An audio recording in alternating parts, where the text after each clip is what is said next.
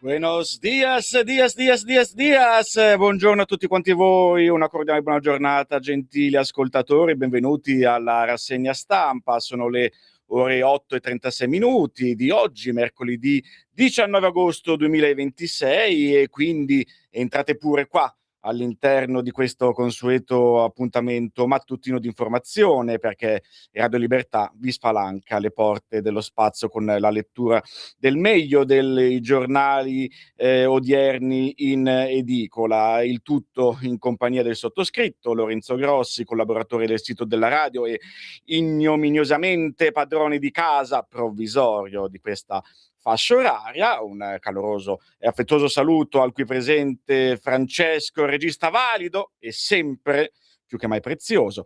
Nel frattempo vi ricordo e vi esorto a visitare il sito ufficiale www.radioliberta.net, là avrete modo di ascoltare in versione podcast le puntate di tutte le vostre trasmissioni preferite, nel caso ve le foste perse in diretta, e vi posso citare ovviamente i vari Liberamente, parlando di Liberamente di Giovanni Sallusti, ma poi ci sono gli Autodafè di Giulio Chenarca, gli Scorretti, Ragioniamoci sopra, Te la ridò io l'America, Pop Economia, Sic et Non, Alta Tiratura, Guest Star con Alessandro Morelli e il buon Sammy Varin, Spazio Più, i Barberi Eleganti, Qui Parlamento, e anche vi ricordo in particolar modo oggi Lega e dintorni di Marco Grimoldi e Stefania Paccaniella, Lega e dintorni, che tornerà come tutti i mercoledì in diretta a partire dalle ore 15:30, proprio qua nello studio di Via Bellerio. Il nostro amico Marco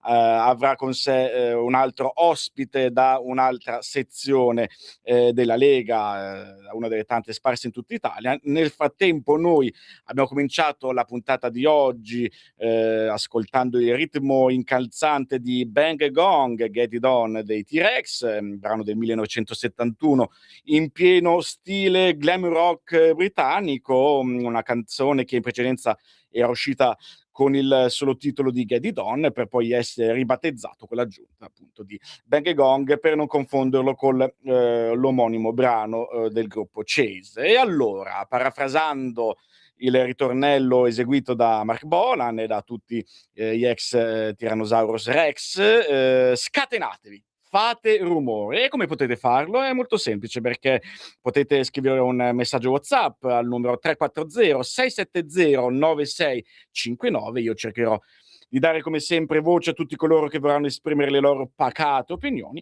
e dalle ore 10:15 linee aperte, e allora vi darò soltanto in quel momento il via libera per telefonare allo 02 92 94 7222 per intervenire in diretta.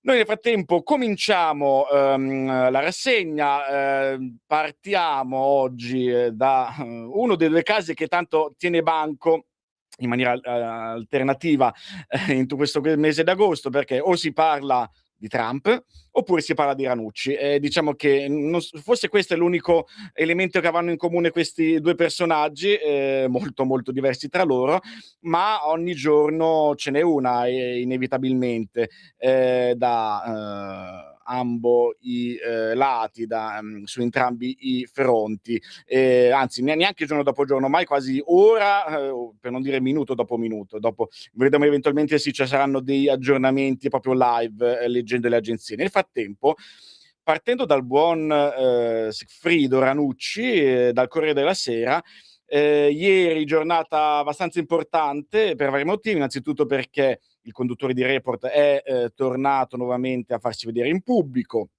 in Trentino Alto Adige, e questo è il virgolettato che è stato in qualche modo riassunto in prima pagina dal Corriere della Sera. Sostituirmi, la Rai può farlo. Il conduttore di Report dichiara: su di me attacchi vergognosi, le telefonate con la Vitola. Cesare Zapperi ci racconta la prima uscita pubblica di Ranucci dopo il caso La Vitola. A Lavarone il conduttore di Report attacca: sto subendo un attacco vergognoso dai mezzi di informazione, questa è la vera vergogna del paese. E sull'ipotesi di sostituzione la Rai può farlo, e poi rintuzza le accuse sui costi della trasmissione. Il Report per la Rai è una trasmissione virtuosa.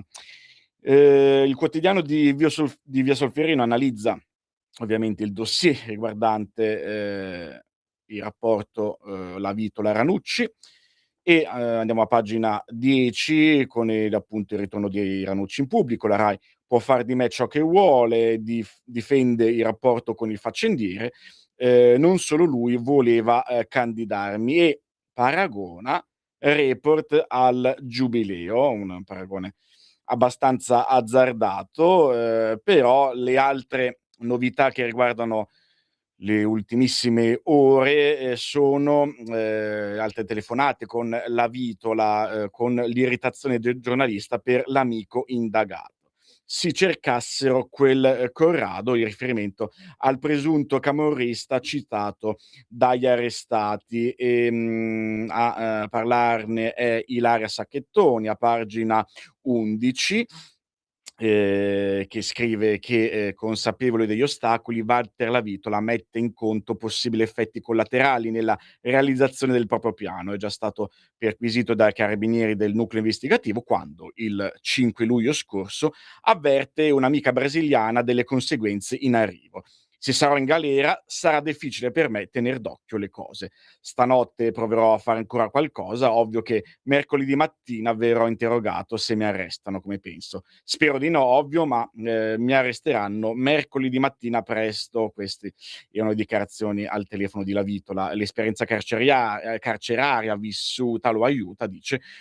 Ho solo oggi e domani per provare a fare più cose possibili, per non fare la stessa cagata dell'altra volta in cui non mi sono occupato di nulla, del lavoro, e questo mi ha lasciato finito quando sono uscito di galera. Sono i giorni successivi all'arresto degli esecutori dell'attentato nei confronti di Sigfredo Ranucci, e per la Vitola il problema maggiore è rappresentato dalle investigazioni dell'antimafia. In un confronto tra i due, la Vitola e Ranucci affiorano perplessità e paure. Siamo al 4 luglio e 2 giorni prima il conduttore di Report veniva ascoltato come persona informata sui fatti dai magistrati De Santis e Villani, e, diceva: "Scusami, non te lo potevano dire a te, no?" Che avevano il timore che fossi io, gli domanda la Vitola, e l'altro: "Allora chi mi ha chiamato a fare?" "Che, mi hanno, chiamato a fare." Ranucci appare seccato per aver dovuto fare ritorno di corsa da Bologna, mentre la Vitola, preoccupato, si sforza di ricostruire il filo logico del ragionamento investigativo. E vabbè, l'altro ieri gli elementi ce li avevano già, e Ranucci replica: "Apposta lo dico." La Vitola ancora spira in una via d'uscita e torna sull'argomento: "Però ti dico una cosa, ma se ce l'avessero avuti gli elementi su di me, quando hanno fatto l'arresto, può essere che questi qua, quando sono stati arrestati, quando han detto che il mandante ero io, che cavolo ne so." La Vitola quindi capisce che sta correndo nuovi rischi e che il suo curriculum penale potrebbe integrarsi con nuove contestazioni, e infatti c'è l'aggravante del metodo mafioso da demolire. Successivamente, convocato dal procuratore capo Francesco Lovoi, l'8 luglio dirà di aver vacillato, descrivendo nel corso di dichiarazioni, spontanee fiume, la grande tensione di quelle ore. In merito ai rapporti di amicizia tra me e Sigfrido, sono rimasto sconvolto da quanto accaduto, e ho avuto paura sino all'ultimo minuto che Sigfrido mentisse. Ho provato vergogna, qualora fosse emerso che avevo tradito Sigfrido. Sarebbe stato un disonore. Con lui ho un rapporto molto familiare, al punto tale che Ranucci accoglie con irritazione e quasi stizza la novità di Lavitola indagato. Ma andassero a cercare chi C. Questo Corrado, senti che ti dico io, questo Corrado è il nome pronunciato da uno dei 4 esecutori materiali intercettati, dovrebbe essere un presunto camorrista. La Vitola vive, le novità quotidiane, investigative e mediatiche con lucidità e rassegnazione. In un'altra telefonata, quasi ragiona a voce alta con la stessa amica brasiliana: "Non è che mi possono succedere queste cose, posso essere arrestato, ma non è che mi uccidono o mi cucinano. Ovvio, non mi succederà qualcosa di bello, non dipende da me, ma non posso fare niente." E nei giorni successivi i PM ascolteranno in procura il giornalista di Report, Daniele Autieri, quale persona informata sui fatti, affinché aggiunga elementi utili a comprendere meglio una vicenda tortuosa. Legatissimo al conduttore, il giornalista si convince però che la Vitola rappresenti un pericolo per la trasmissione. Sappiamo che il faccendiere gli propose la pista dei servizi segreti israeliani dietro il blitz esplosivo, ma Autieri è scettico e decide di prendere le distanze. Quando ha fatto la richiesta di mandare delle mail alle aziende sotto osservazione per una sua inchiesta, per poter poi lui fare delle verifiche, io ho avvertito il rischio di diventare un suo strumento, e quindi l'ha mi sono fermato. Questo è appunto il riassunto delle ultime telefonate emerse, intercorse tra i due protagonisti della vicenda, telefonate di circa un mese e mezzo fa. A pagina 10 del Corriere, intanto in taglio basso, c'è un'intervista rilasciata dallo scrittore Fulvio Abbate a Marolina Iossa. Abbate ha dichiarato di essere, amico da anni di, Lavitola, e descrive Walter come Mandrake, una personalità narcisista. Lo vedevo quasi ogni giorno.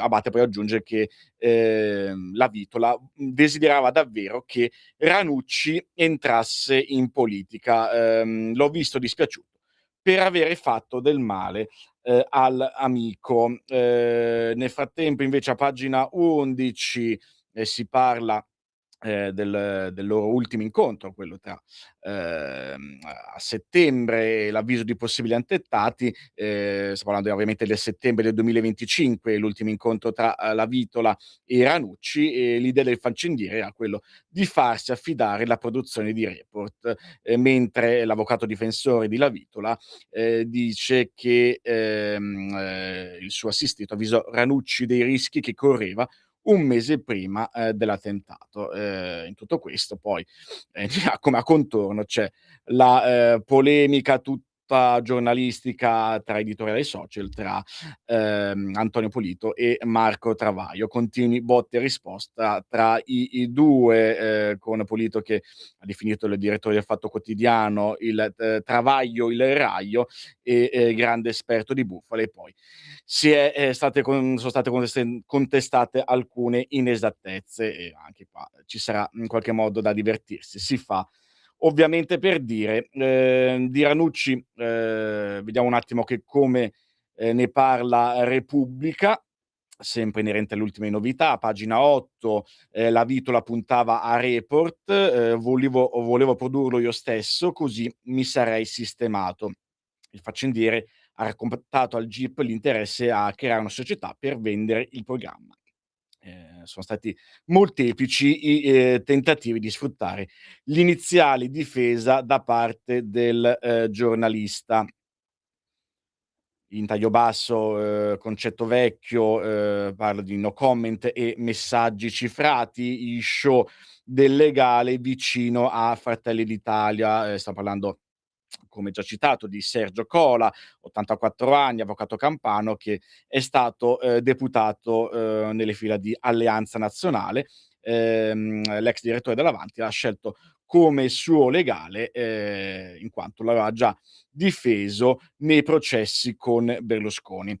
Pagina 9, il colloquio con Giampaolo Visetti, che è uno degli inviati a Lavarone, in provincia di Trento, dove appunto ieri si è tenuta la presentazione del suo nuovo libro, intitolato, per chi fosse curioso, Il ritorno della casta. Sì, adesso è proprio una novità. La casta fu un successo editoriale di circa 20 anni fa, del 2007, se non sbaglio, a firma di Stella e Rizzo, 2 buonissimi giornalisti del Corriere della Sera.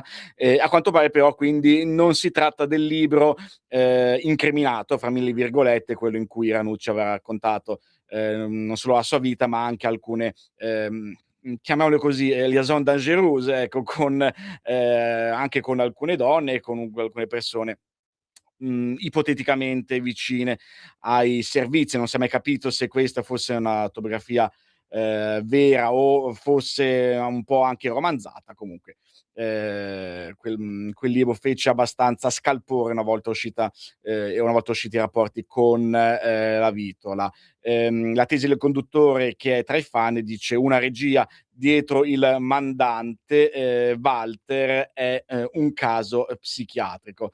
A Lavarone per presentare il suo libro, la Rai mi vuole cacciare, alla fine l'obiettivo è attaccare l'informazione. Questo quindi è l'analisi fatta da Repubblica. La stampa di Torino, a pagina 15, parla della Vitola mentre subito dopo che era stato perquisito, telefonò a Ranucci. Il comando dice che sono il comandante. Agli atti son finiti quindi tutte le conversazioni di fondamentale importanza per le indagini. Secondo il PM, il giornalista era incredulo e ignaro. Virgolettato, i magistrati non potevano dirti che pensavano avessi organizzato tutto io, il punto di domanda, e poi invece una rivelazione fatta a un suo amico, se Sigfrido mi difenderà sarà diverso bagno di folla per il conduttore. Report, la Rai faccia ciò che vuole. Nella sua presentazione del libro a Trento dice: "Io sono amico di Lavitola", altri invece di Ciabardini. Sempre sull'affaire Ranucci, ci spostiamo invece sul quotidiano Il Giornale, che mette la notizia in evidenza in prima pagina, il titolone: "Ranucci Lavitola, la frase shock, dopo il fermo della banda per l'attentato, il faccendiere teme l'arresto e si sfoga con il conduttore che lo rassicura. Comunque non c'è un movente e spuntano nuove conversazioni per fargli avere più scorta". Pagina interna, pagina 2, la telefonata shock di Ranucci alla Vitola: "Tanto non c'è il movente contro di te". Sono Pasquale Napolitano e Giulia Sorrentino che sintetizzano quanto già visto in precedenza sul Corriere, che Ranucci, il intercettato giornalista, difende fino all'ultimo l'amico e il suo tuttofare camerunense Tavares. "Perché avete tirato in mezzo Gomes?" Il faccendiere si era anche espresso sulla scorta: "Se non ti danno la seconda macchina, dammi il via libera per fare tutto il casino che mi viene in mente". Il titolone centrale del giornale, del quotidiano diretto da Tommaso Cerno, è "Le carte esplosive".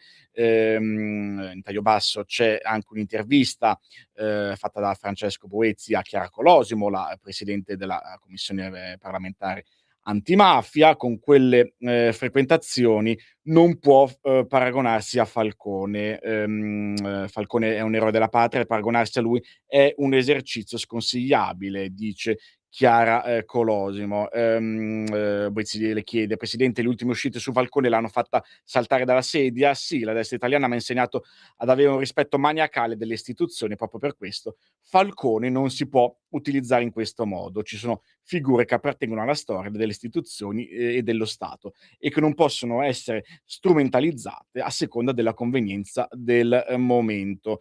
Lei più volte ha ricordato cosa accadde ai tempi della Superprocura e risponde Colosimo: "Ho citato in passato, e sottolineo quello che disse all'NM, una persona che ormai ho imparato a conoscere bene, Gioacchino Natoli, contro la super procura di Falcone. Quei passaggi ci ricordano molto bene cosa accadde quando si discusse della creazione di quell'ufficio e del ruolo di Giovanni Falcone. In Parlamento, durante l'approvazione del testo, da Verdi, PDS e Radicali arrivarono parole durissime. Bargone parlò dei requisiti Falcone, Russo arrivò a definirlo un designato di Dio. Si dissero cose indicibili su Falcone. Poi, dopo la sua morte, diventarono tutti suoi amici, anche quelli che amici di Falcone non erano stati affatto. Anzi, il vero nemico di Falcone, e lasciatemi aggiungere anche di Paolo Borsellino, è stata l'immorale solitudine che ha accompagnato le loro vite. Tanto a pagina 3 c'è il no della Gabanelli, perché ritornare a Report, sì, me l'hanno chiesto, ma sono contraria alle riesumazioni. La fondatrice del format, contattata dalla Rai per sostituire Ranucci, aggiunge che sul programma che lei fondò 30 anni fa conta la squadra e non il singolo. Velocemente anche su Libero, il titolone in prima pagina: "Ciao, ciao Ranucci, decisa la sospensione del conduttore. La Rai offrirà un altro incarico all'altezza. L'obiettivo è quello di evitare contenziosi. A pagina 2 si ribadisce lo stop alla guida di Report. La RAI ha deciso di sospendere Ranucci, Viale Mazzini al lavoro per cercare un incarico alternativo al giornalista ed evitare eventuali ricorsi. La decisione sarà formalizzata nei prossimi giorni. Tra le ipotesi c'è il ruolo di caporedattore di Rai News. Sigfrido dice: l'azienda può fare quello che vuole. Il conduttore al telefono con Walter: se fanno contestazioni risponderò. Questo subito dopo la perquisizione. Il faccendiere contatta il cronista, che poi avverte un collega. A pagina 3 parla l'amante di Lavitola, Sigfrido lo chiamava. Adriana frequenta il faccendiere da febbraio, mesi dopo la bomba, quindi da febbraio quindi scorso, ormai erano passati più di 5-6 mesi dall'attentato, e questa Adriana dichiara: il conduttore di Report gli telefonava molto spesso. A me ha chiesto se avessi delle sorelle. I magistrati hanno sentito la donna lo scorso 10 agosto, giorno dell'arresto di Walter Lavitola. Il suo ultimo messaggio è stato inviato a me: non credo sia stato lui a mettere la bomba. Mi ha detto che non c'entra. Attivissimo sul caso Ranucci, Sava Sandir è Il Tempo, che ormai da giorni pubblica quasi quotidianamente delle esclusive. Oggi apre con il telefono di Sigfrido. È venuto il momento di dire che in questa storia tutto sarebbe già stato chiarito se il telefono di Ranucci fosse stato intercettato. Noi siamo ipergarantisti, ma questo è uno dei casi in cui le intercettazioni sono indispensabili, e se poi avessero fatto i tabulati anche per Sigfrido, come per Valterino, avremmo capito quante volte era andato al ristorante. I tabulati si conservano per i 2 anni precedenti. Cortocircuito. Che diranno quelli di intercettateci tutti? Stavolta saranno contrari. Il titolo dell'editoriale di Capezzone, Repertopoli: il quinto modo di spendere soldi non previsto, da Milton Friedman. E ora la RAI volti pagina. Nelle pagine interne c'è appunto il telefono di Sigfrido, e tutto sarebbe stato chiarito se Ranucci fosse stato intercettato. A pagina 3 Fratelli d'Italia chiede chiarezza sugli stipendi, e la sinistra si spacca su Sigfrido. Il Movimento 5 Stelle difende il conduttore, mentre Italia Viva sbotta: Falcone non può essere utilizzato per difenderlo. Giovanni Donzelli di Fratelli d'Italia in un'intervista dichiara: alcuni inviati di Report guadagnano 10 volte un agente e poi querelano pure Il Tempo. Se questo non è doppiopesismo. E ricorda: dopo le insinuazioni sulla bomba ci dicevano di non attaccare la Libera Stampa. Ho giusto un minuto scarso di tempo per farvi vedere anche i titoli proposti dal quotidiano La Verità. Il giudice si chiede chi ricatta Ranucci, il clamoroso affondo di Clementina Forleo, perché vuole restare al timone di Report con la minaccia di spifferare le chat con tutti, e chi sono. In un paese normale sarebbe già stato indagato per estorsione e i suoi telefoni sequestrati. E poi la stessa Forleo attacca i suoi colleghi. La Vitola ha intercettato il giornalista: per inquirenti il mandante dell'attentato sei tu. Lo dice nelle pagine interne il collega Fabio Amendolara: dopo essere stato perquisito, il faccendiere intercettato spiega all'amico i sospetti dei carabinieri: vedono te al mio fianco. Poi viene ripresa l'intervista che abbiamo già intravisto ieri da parte di Giovanni Minoli, che è stato l'ideatore del programma lanciato dalla Gabarelli. Se fossi una toga, chiamerei Paolo Mieli per testimoniare. Così queste erano state le parole rilasciate nella giornata di ieri da Giovanni Minoli al quotidiano Il Giornale. Bene, è arrivato il momento di fermarci, sempre provvisoriamente. Tra poco torneremo nuovamente in onda e lo faremo a suon di ska, uno ska tutto italiano. Però per cortesia non fatelo sapere al nostro direttore. Però in tutto questo naturalmente voi restate qua, perché non sembra, ma stiamo tornando. Stai ascoltando Radio Libertà. la tua voce libera, senza filtri né censura. La tua radio.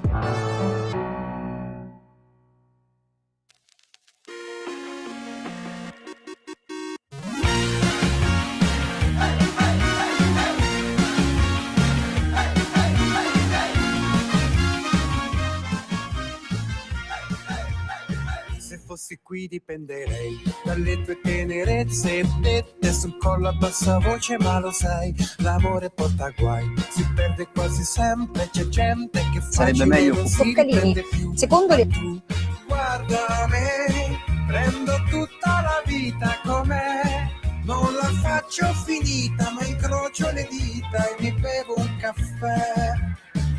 Ammazzo il tempo provando con l'auto, meditazione, canto un po' nella testa.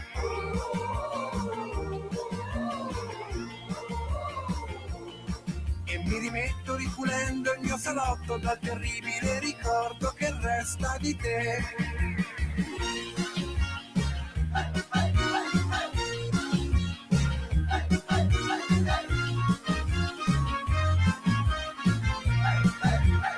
Se fossi qui mi lascerei tentare dalle tue carezze, però ringrazio Dio che non ci sei. L'amore fa per noi, ma separatamente c'è gente che come me non si riprende mai. Lo sai, guarda te, questo straccio di vita cos'è?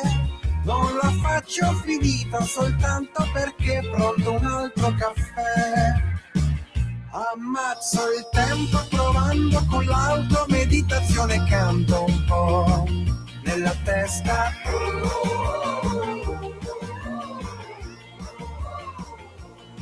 E mi rilasso finché non avrò più addosso quel terribile ricordo rimasto di te. Indifferente che mente c'è l'eco di quelle male lingue che mi han detto.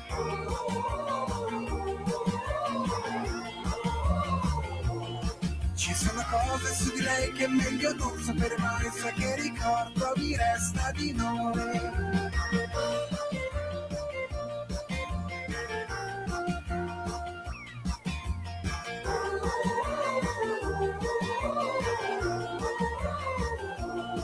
E mi rimetto ripulendo il mio salotto dal terribile ricordo che resta di te. Guarda me, prendo tutta la vita com'è, non la faccio finita, ma incrocio le dita e mi bevo un caffè. Ammazzo il tempo provando con l'auto, meditazione, canto un po' nella testa.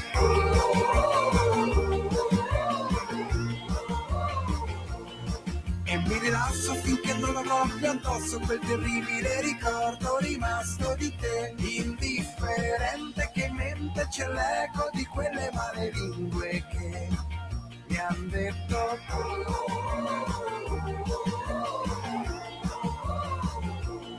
Ci sono cose su di lei che è meglio non sapere mai, sai che ricordo mi resta di noi. Ma ci sono cose su di me che forse non ci crederai, sai che ricordo ti resta di noi.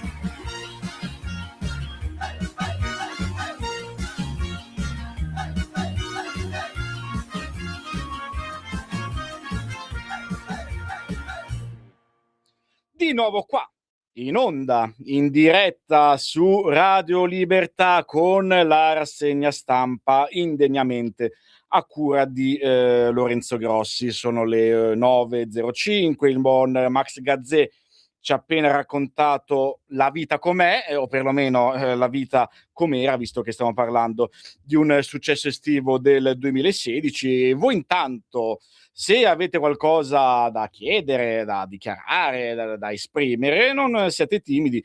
Continuate pure a mandarci i vostri messaggi WhatsApp al numero 340 670 9659 e la mia inutile promessa è quella che poi a rientro dalla prossima pausa qualcuno dei vostri messaggi ne leggerò, quindi voi restate assolutamente collegati. Noi proseguiamo con la rassegna stampa. Abbiamo parlato del caso Ranucci, affaire Ranucci, grande soap opera di quest'estate, ma e qua purtroppo invece veniamo a lati non esattamente molto più lieti. L'altra, tra virgolette, telenovela è quella riguardante la politica estera, i fronti bellici e le sfide e le decisioni e le dichiarazioni che quotidianamente Donald Trump rilascia un po' sui suoi canali Truth, un po' nelle interviste. Ci sono state nelle ultime ore questo ritorno di una nuova alimentazione dell'escalation in Iran, e infatti il Corriere della Sera, nel suo titolo principale, è proprio questo: sfida di Trump, Hormuz usa la Casa Bianca, dice che non c'è nessun dialogo con l'Iran, giù i mercati, torna a volare il prezzo del gasolio. Teheran, correggeremo le sue illusioni. In Cisgiordania detenuti palestinesi marchiati con numeri in fronte. Pagine interne, a pagina 2, a pagina 3 possiamo vedere Donald Trump che per l'appunto ha dichiarato Hormuz è territorio americano, e scatta l'allarme missili sugli Emirati Arabi. Teheran controreplica che l'accordo con l'Oman è quasi definito, però l'attacco israeliano in Siria irrita Washington. Ne parla il corrispondente Davide Frattini in merito a quello che sta succedendo proprio negli Stati Uniti. Le stelle con le strisce bianche e rosse è il cerchio a non far parte della bandiera americana. Serve a Donald Trump per circondare quello che definisce il nuovo territorio degli Stati Uniti. È lo stretto di Hormuz che sta tra il Golfo Persico e il Golfo di Oman. È il passaggio via mare su cui l'Iran vuole il controllo totale. Balzelli per i mercantili internazionali compresi, mentre il presidente aveva già vagheggiato di inglobarlo. Tutte spacconate geopolitiche come per la Groenlandia. Presto correggeremo la sua illusione, commentano dal Ministero degli Esteri a Teheran. Scambi bellicosi per ora solo, si spera, via social media. Ad agitarsi sono anche le acque reali. Un cargo è stato colpito ieri durante la navigazione e un membro dell'equipaggio è stato ucciso. L'organizzazione della Marina britannica, che ha segnalato l'attacco, non ha indicato i responsabili. Per la prima volta da un mese a Dubai è stato diffuso l'allarme per minacce missilistiche. 2 i lanci dall'Iran. Gli Emirati Arabi Uniti sono stati tra i più bersagliati durante il conflitto. Trump dichiara inoltre che non sono in corso né sono previsti colloqui con il regime islamico. Il nostro blocco navale resta operativo, le mine sono state rimosse o fatte brillare. Avrebbe inoltre indicato ai suoi inviati di non aprire il negoziato con gli ayatollah finché non sono pronti a firmare un accordo, quello che la Casa Bianca insegue senza passi avanti significativi. Di fatto i due contendenti restano in guerra, pur a bassa intensità, dallo scorso 28 febbraio, quando il leader americano ha dato il via all'operazione Furia epica assieme a Israele. In mezzo c'è stata una tregua, una bozza d'intesa, soprattutto il lungo stallo. È a quel memorando che gli iraniani continuano a ritornare nelle schermaglie diplomatiche. Lo stretto di Hormuz resterà chiuso fino a quando Washington non avrà rispettato gli impegni stipulati dal protocollo definito a giugno, avverte Mohammad Bagher Ghalibaf, presidente del Parlamento, a capo dei negoziatori. Ripete le richieste: fine del blocco navale, stop all'embargo sulle esportazioni di petrolio, scongelamento dei beni del regime immobilizzati in tutto il mondo. Teheran insiste che il patto con l'Oman sulla gestione del traffico lungo le coste sta per essere finalizzato, e gli egiziani, tra i tanti mediatori coinvolti per cercare di risolvere la crisi del Golfo, sono convinti che l'intesa possa aprire la strada a nuovi contatti tra l'Iran e gli Stati Uniti. Per ora Trump ha solo minacciato di bombardare anche l'Oman per queste trattative parallele che non sta controllando.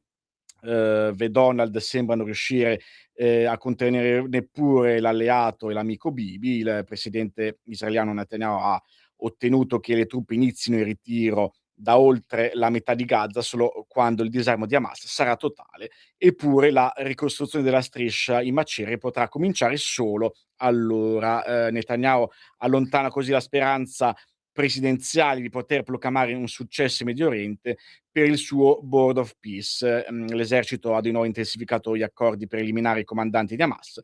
Ieri un bombardamento contro un capo fondamentalista ha ucciso 6 palestinesi, tra loro un bambino. La Casa Bianca è irritata anche per un raid israeliano contro un aeroporto militare in Siria, dove secondo l'intelligence la Turchia sta costruendo una base. Ankara nega e gli americani vorrebbero che almeno da quelle parti restasse calma. Taglio basso, si parla del caso in Cisgiordania, l'inviato è sempre Davide Frattini, i numeri sulla pelle dei palestinesi sospetti e i soldati dell'IDF finiscono sotto accusa. Durante un'operazione a Kabita Yair, l'IDF ha scritto dei numeri identificativi sui prigionieri, il metodo rievoca i tatuaggi nei lager e in Israele rimane un tabù. In tutto questo Ben Gvir annuncia che è partito il cantiere per la struttura in cui si giustizieranno i condannati a morte. Il Corriere della Sera poi a pagina 3 riporta anche quello che sta succedendo nella svolta con le Coree per dimenticare l'Iran, così almeno titola parlando riassumendo l'articolo di Mario Platero, e così Donald divaga. Trump striglia il sud della Corea e loda Kim, e il ministro cinese va a Seul.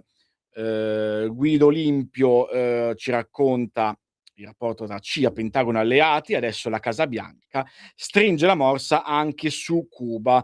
Del resto tra i dossier prioritari c'è appunto anche l'Havana ed è prevista una task force speciale. Saltiamo su Repubblica, nelle pagine interne, anzi prima vi faccio leggere il titolo principale. Prima pagina: 9 fiamme di guerra, in Iran Trump dichiara Hormuz territorio USA, missili di Teheran sul Golfo, raid di Israele in Siria. Mentre invece per quanto riguarda l'Ucraina, attacco di Kiev alla periferia di Mosca, il Cremlino infierisce su Kharkiv, 10 morti. A pagina 2 Trump conferma che non c'è nessun negoziato con l'Iran e i missili balistici di Teheran tornano a colpire il Golfo. Il tycoon definisce Hormuz territorio americano. Ci sono state nel frattempo esplosioni sopra Dubai e Anci attacca i nemici, ci supplicano di trattare, ma abbiamo vinto noi. Francesca Cafferri, nello scenario delineato a livello internazionale, si concentra sulla Siria, bombe dell'IDF sull'aeroporto militare. I turchi finiscono nel mirino, operazioni di Israele per impedire un rafforzamento dell'esercito di Erdogan. La condanna degli USA, escalation non è necessaria.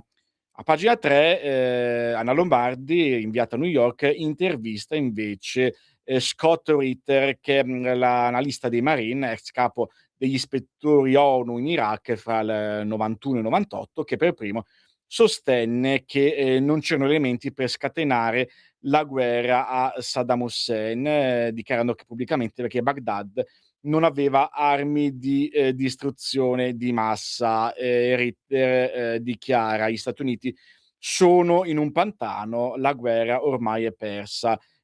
Secondo appunto l'ex capo degli ispettori ONU in Iraq, Donald ha dimostrato di non avere capacità strategiche e anche finito le munizioni.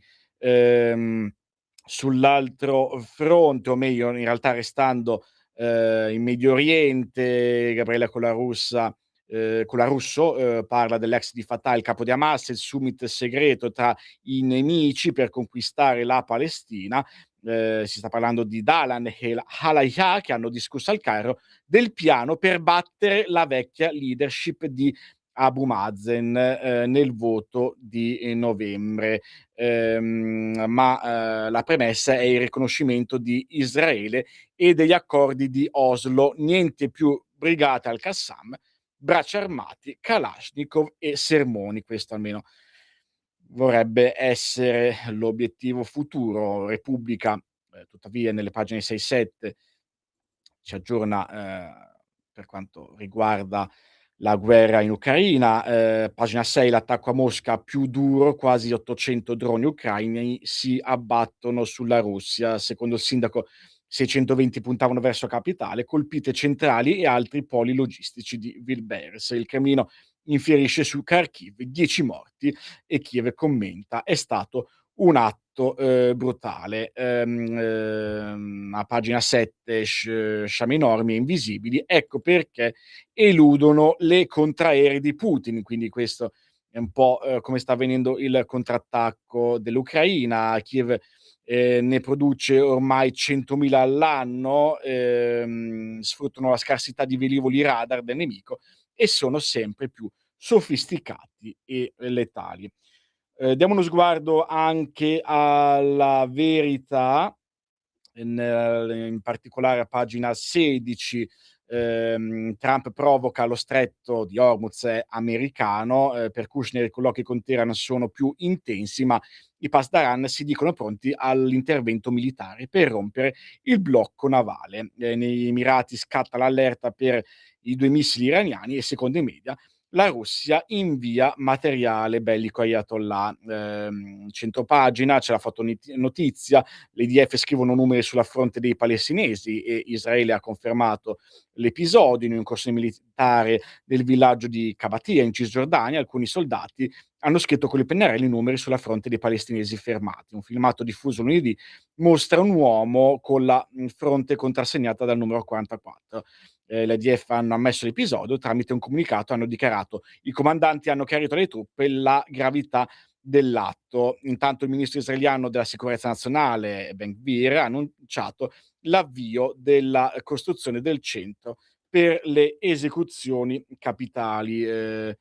Andiamo velocemente su Il Giornale, che parla diffusamente, anche questo quotidiano di Milano, dalle pagine 14, Trump Iran, scontro su Hormuz, i missili di Teheran verso Dubai.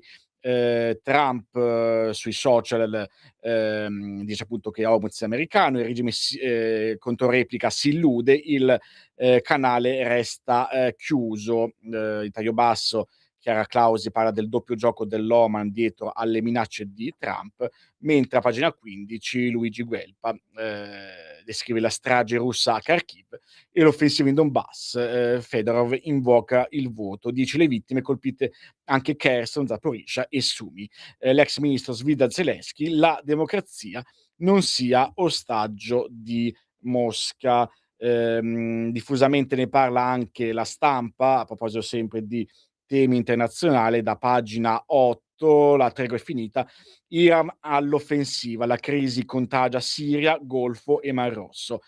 Trump sfida Teheran, lo stretto territorio degli Stati Uniti, e si alza la tensione negli Emirati Arabi. Ahmed Fouad al-Khatib, l'analista palestinese, rilascia un'intervista a Fabiana Magri e dice: Hamas e coloni si rafforzano a vicenda, a Gaza serve un nuovo autogoverno, la striscia deve essere separata dalla Cisgiordania, gli europei sono prigionieri dei 2 stati, non vanno oltre allo status quo e a dichiarazioni vuote. Pagina 9, dai missili a sanzioni mai viste, così gli Stati Uniti cambiano strategia. Le flotte ombre iraniane continuano a esportare petrolio oltre il blocco.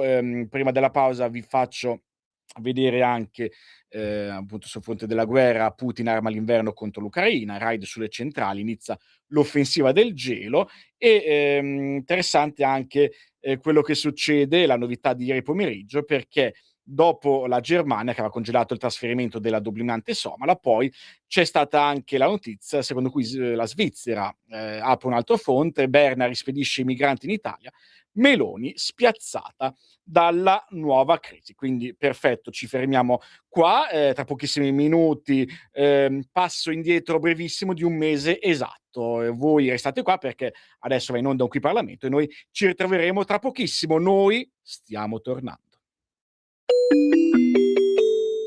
Qui Parlamento. Qui Parlamento. Grazie Presidente. Siamo qui a commentare e soprattutto a portare avanti quello che è il voto di fiducia ad una manovra che, come le altre che sono state portate avanti dal ministro Giorgetti e più in generale dal governo di centrodestra è una manovra che appare non soltanto efficace e non soltanto oculata, ma è una manovra che porta avanti un tema fondamentale che è quello dello sviluppo concreto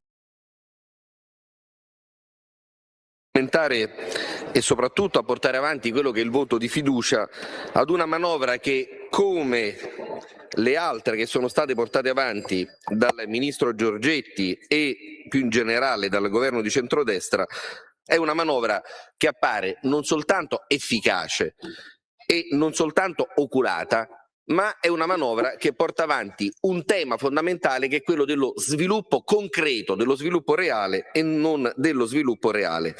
Ora, Ministro Giorgetti, l'unica informazione in più rispetto a quelle informazioni che sono state diffuse in questi giorni relativamente a quella che è la portata effettiva della manovra, e vorremmo purtroppo darla noi anche come gruppo della Lega, perché al di là dei dati che sono stati diffusi e spesso sono dati che devono essere letti anche tra le righe, la manovra non è di 21,5 miliardi di euro, è una manovra infatti di 61,5 miliardi di euro, perché quei 40 miliardi come tassa in più che incombono su questa manovra, come scure vere e proprie, e non li ha creati lei, Ministro Giorgetti, non li ha creati il governo di centrodestra, ma è un po' come avveniva quando facevamo le moltiplicazioni o soprattutto facevamo le divisioni a scuola, c'è un riporto. Ecco, ogni anno noi abbiamo questo riporto di 40 miliardi che va a incidere su quelle che sono le disponibilità finanziarie. Qualche pseudo-economista, anche dai banchi del 5 Stelle, in questi giorni ci ha detto no, attenzione, ma in realtà non stiamo parlando di competenza, stiamo parlando di cassa, ma di questo stiamo parlando, perché comunque sia quei 40 miliardi in meno all'anno che secondo l'Enea hanno pesato per 130 miliardi di euro sono soldi in meno per le famiglie italiane, per le imprese italiane e per il bilancio dello Stato. Questo ce lo dobbiamo dire con molta chiarezza, perché i numeri hanno la testa dura. E con una differenza, Ministro, con una differenza, signor Presidente, anche che mentre quella enorme mole di denaro, come qualcuno ci ricorda, come affermò Winston Churchill, mai è stato speso così tanto per così pochi, ha riguardato una platea di appena 500.000 beneficiari, 500.000 fortunati che, ci mancherebbe altro, sono anche loro nostri contribuenti, ma certo se oggi noi siamo costretti a portare avanti una manovra finanziaria di 21,5 miliardi per 60 milioni di contribuenti, è inammissibile, inconcepibile che 130 miliardi siano stati spesi per appena 500.000 nostri comunque concittadini. Questo significa che chi ci ha preceduto non ha commesso un errore, ha fatto una scelta particolare, che è stata quella del mattone, che è stata quella di dare un consolidamento, signor Ministro, a chi aveva già delle rendite, perché quando si parla di colpire le rendite finanziarie, quando abbiamo ascoltato anche in queste ore qualcuno dire no, ma non avete il coraggio di introdurre la patrimoniale, diamine, lì è stato garantito con quell'operazione chi il mattone già ce l'aveva e probabilmente lo ha ereditato da generazioni, perché di questo stiamo parlando, a differenza di un altro bonus che non è il bonus, ma che è un incentivo che viene portato avanti da parte di questo governo rispetto a quello che è il mondo delle imprese, perché l'impresa, e lo ribadiamo sempre noi della Lega, non è semplicemente dell'imprenditore, ma è del lavoratore. L'articolo 2135 del Codice Civile si riferisce ad un complesso organizzato di beni dove chi ne va a beneficiare alla fine, se l'impresa produce quel valore aggiunto viene ridistribuito e crea ricchezza all'interno di tutti coloro che ci mettono braccia, testa e cuore all'interno dell'impresa. E allora noi abbiamo fatto altro grazie alla sua indicazione, Ministro, ossia creare un 110, no, creare un 180%, che è quello che riguarda la possibilità che le imprese possano portare avanti investimenti con deduzioni, con la deducibilità di quelli che sono gli oneri come costi,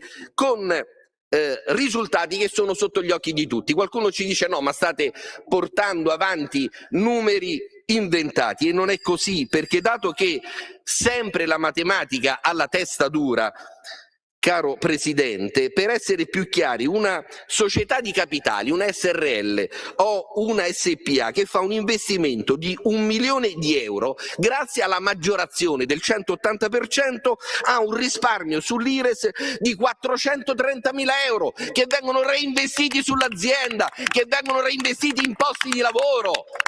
Questo significa creare, generare il plusvalore sano dell'economia, non quel plusvalore finto che si faceva finta appunto in passato di ricevere da parte dello Stato, con contribuzioni che spesso venivano devolute a chi l'impresa non l'aveva mai conosciuta fino a quel momento, ma era vicina al potere del governo.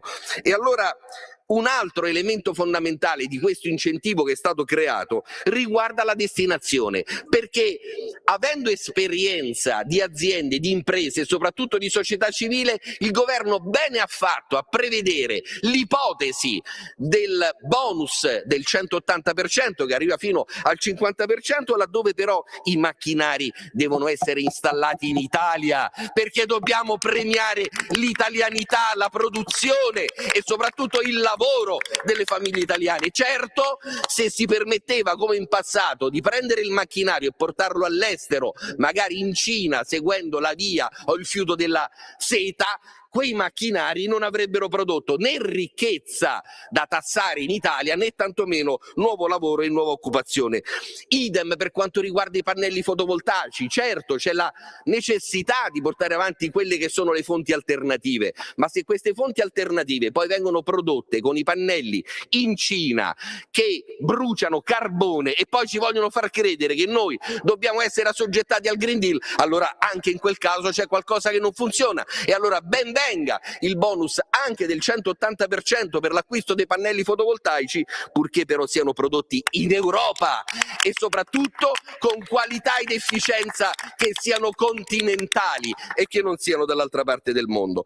E allora quando si fa riferimento da parte delle minoranze, noi ancora le definiamo così perché speriamo che alla fine qualche cosa di non oppositivo lo producano, ebbene quando si fa riferimento a quello che è il profilo dell'arretramento del prodotto interno lordo, bisognerebbe chiedersi perché, bisognerebbe capire perché questo prodotto interno lordo nel nostro continente, soprattutto per quanto riguarda l'industria pesante, non quella leggera, ha avuto questa debacle.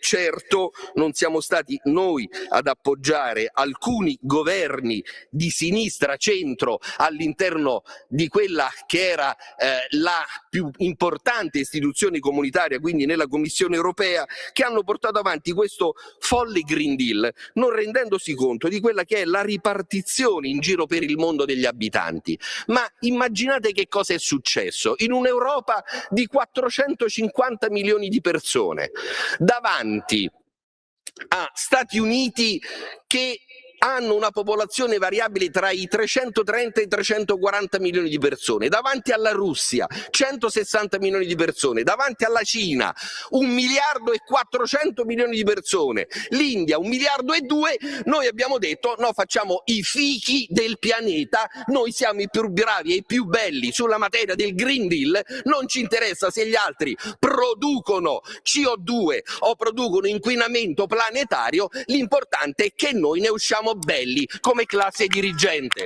E questo non funziona, questo non può funzionare così, Presidente. Allora quando si fa riferimento ad esempio al mondo del lavoro, l'età pensionabile, grazie ad un intervento che ha fortemente voluto la Lega e il nostro Ministro, c'è stata la riduzione dei famosi 3 mesi per quanto riguardava l'aumento dell'età pensionabile nel 2027 e c'è un impegno anche per il 2026 a far scendere tutto questo ulteriormente. Come ci siamo sentiti dire, ma sui lavoratori precoci e sugli usuranti, e andiamo a concludere Presidente, è stato fatto ben poco. E no, è il contrario, perché anche in questo caso l'economia reale prevale su quella virtuale. Nel 1970 i ragazzi che avevano 19 anni o meno 19 anni e che facevano ingresso nel mercato del lavoro sono stati sicuramente in numero superiore rispetto a quelli del 1990. E allora che cosa succede? Che senza toccare età e requisiti diminuisce la platea degli aventi diritto. Deve concludere. Questa è economia, signor Presidente, e soprattutto è economia di un paese reale che il ministro Giorgetti, il governo di centrodestra hanno restituito a questo paese dopo una enorme latitanza della politica e del senso del reale. Grazie.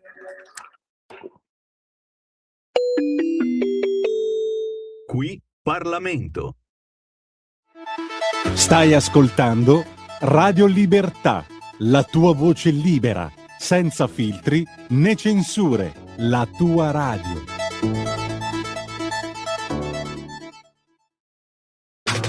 Stai ascoltando Radio Libertà. la tua voce libera, senza filtri né censura. La tua radio.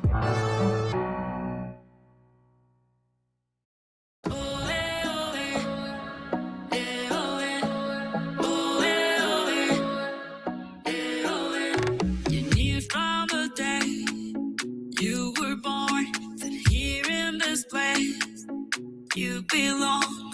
You've been this brave all along. What broke you once made you strong. Die, die, equal, darling, let's go. Die, die, equal, darling, let's go.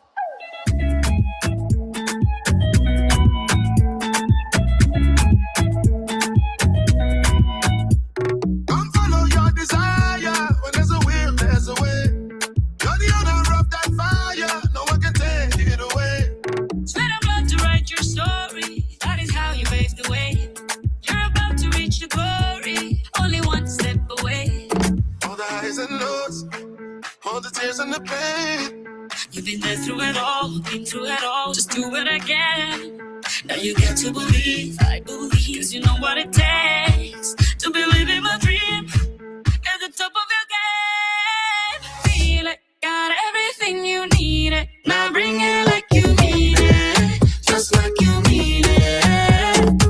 Dale, olvida lo que vale, juega como tú sabes, como tú sabes.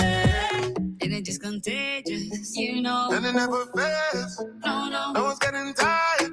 I know. You got that fire. Hey, yo, dream a little higher. Let's go, let's go, let's go. Hey, yo. Hey, yo. We've taken all that our hearts can hold. We can't hold on to the past no more. From the dirt and the tears we may go. We are more than flesh and bones. All the highs and lows, all the tears and the pain. You've been there through it all, been through it all, just do it again. Now you got to believe, I believe, 'cause you know what it takes to believe in my dream. At the top of your game, Feel it, got everything you needed. now bring it like you mean it, just like you mean it. Dale, olvida lo que vale, Juega como tú sabes, como tú sabes. Pelé, Maradona, Maldini, Romario, Cristiano, Ronaldo, El Vive, Iniesta, Beckham y Kaká. Messi, Mbappé, Salah, Brasil, Uruguay, Argentina, Colombia, US, England, Germany, France, South Africa, España, México, Japan, Korea, Netherlands. Oh, eh, oh, eh. Eh, oh, eh. Oh, eh, oh, eh. Eh, oh, eh. You from the day you were born, here in this place you belong. You've been disgraced all along. What broke you once made you strong. Die,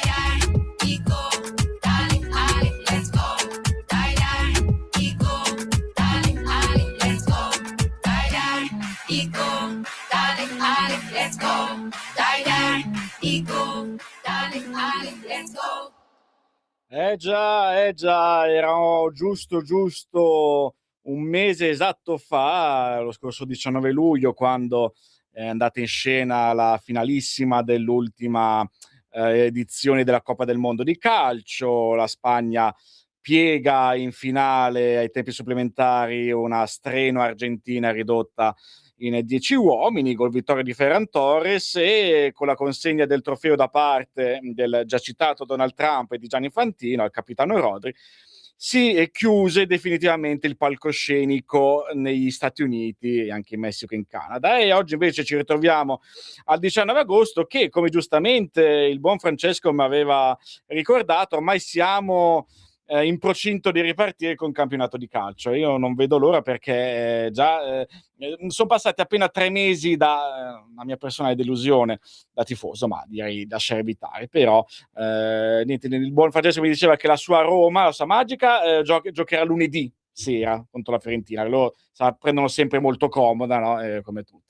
Invece penso che il mio Milan, disgraziatissimo, dovrebbe giocare domenica contro il Torino. Vabbè, questi sono piccoli aggiornamenti per appassionati di calcio. Nel caso voi lo foste, so che molti di voi non vedono l'ora che ricominci il campionato e che finisca anche questa inutilissima sessione di calciomercato.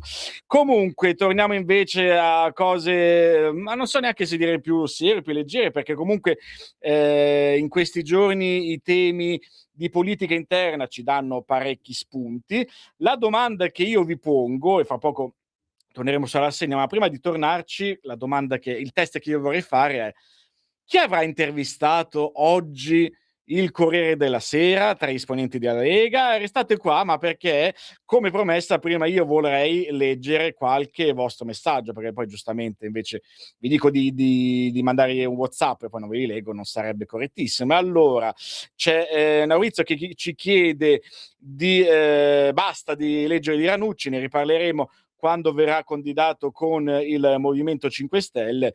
Sì, il fatto che volente o nolente qua ogni giorno escono notizie nuove su Ranucci. C'è un bello stillicidio di news a riguardo, e quindi inevitabilmente bisogna prenderne atto, anche perché vi svelo un piccolo segreto, un segreto di Pulcinella. I giornali, soprattutto ad agosto, comunque in piena estate, dove difficilmente succede qualcosa di clamoroso, giustamente appena c'è una notizia incredibile, clamorosa, come il rapporto tra Ranucci e La Vitola a seguito dell'attentato subito lo scorso ottobre, e tutte le novità riguardanti le indagini, naturalmente ci si tuffano subito senza neanche pensarci più di tanto, perché è una notizia che sanno benissimo che per almeno un mese abbondante si troverà su tutte le prime pagine, quindi bisogna informare anche su questi temi.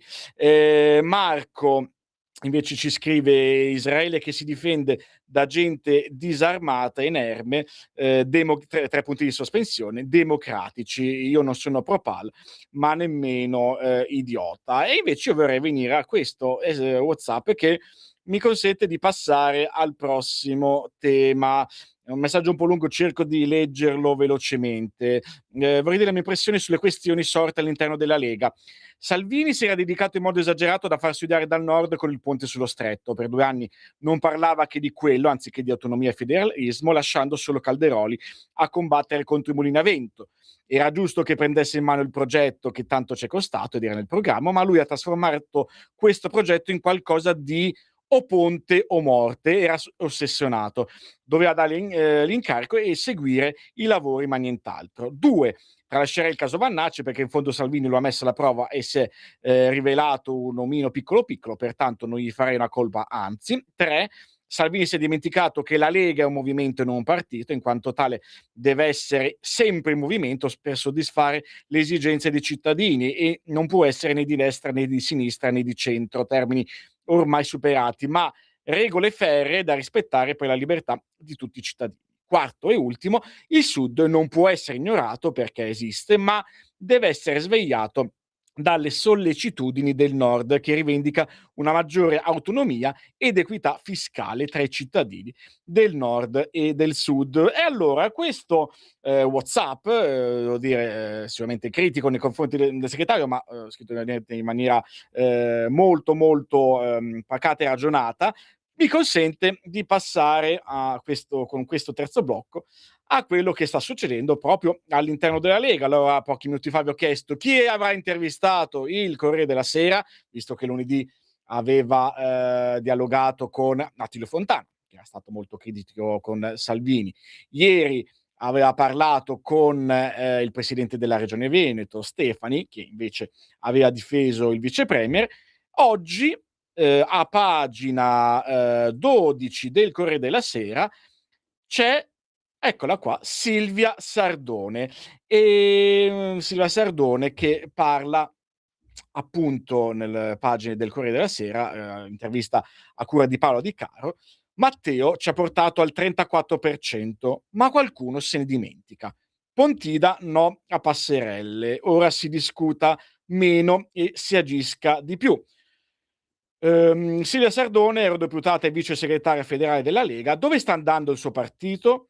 Io so dove vado io, di 18 agosto a un evento alla Spezia per parlare di rischio islamizzazione, di libertà delle donne al velo, di lotta alla criminalità, perché i nostri elettori si aspettano di più su questi fronti. Però le chiedono, nel suo partito si discute molto invece, che succederà quindi a Pontida, che ne sarà di Salvini passato dal 34 al 5%, come dice il presidente della Lombardia Fontana.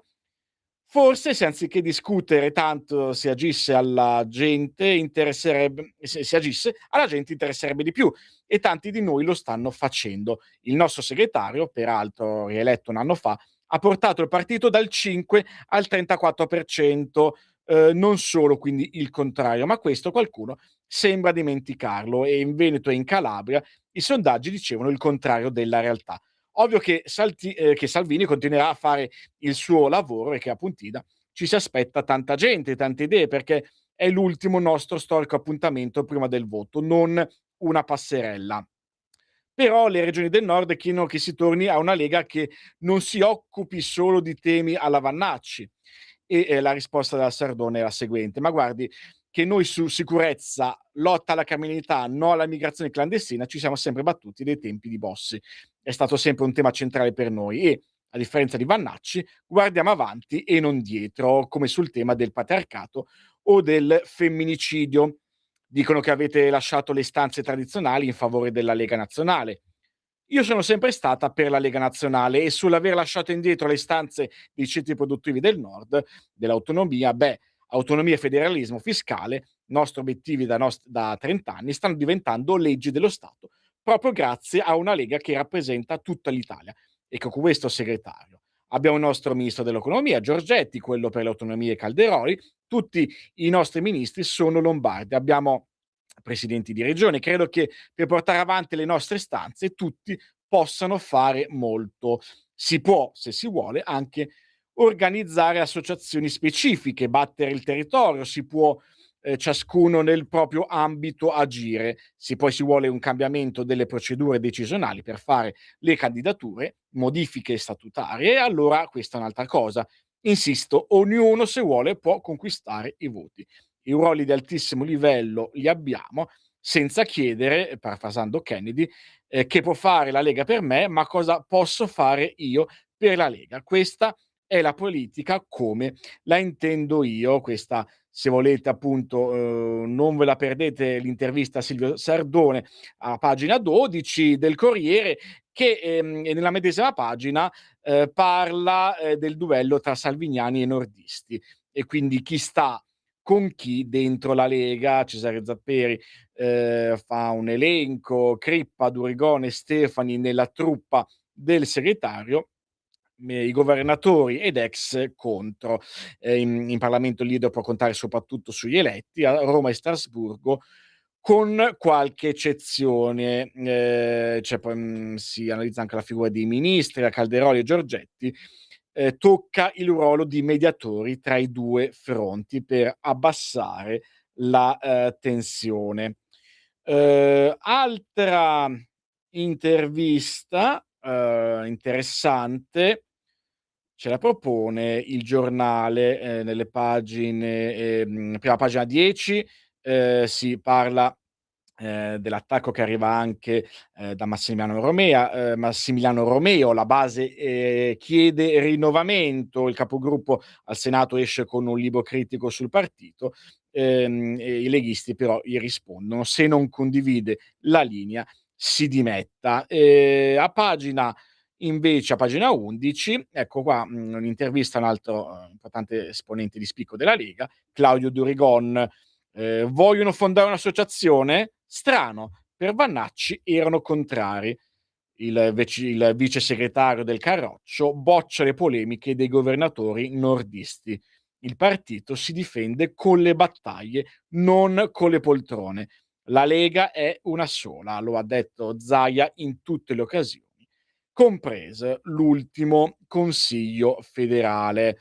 Durigon vuole anche evidenziare il fatto che, tutelare i territori in tutte le regioni è uno dei motivi per cui, lui è entrato nel partito. A proposito invece di una, suggestione riguardante, Salvini, il ritorno al Viminale, Durigon risponde che là serve un politico e lui ha già dimostrato quello che, sa fare. Così appunto Durigon, a pagina, 11 de Il Giornale, oggi in edicola. Avevo accennato però al libro di fresca uscita pubblicato scritto da, Massimiliano Romeo. Ce ne parla Libero a pagina 8. Uhm, allora, pagina 8, eccolo qua, il libro Confessione di Romeo, che dice: "Noi imborghesiti dal potere, questa Lega va rinnovata". Il capogruppo in Senato, tiene a precisare: "Non è un volume di rottura, ma serve a stimolare una, riflessione". L'articolo è a firma di, Fabio Rubini, che parla del dibattito che sta scuotendo la Lega.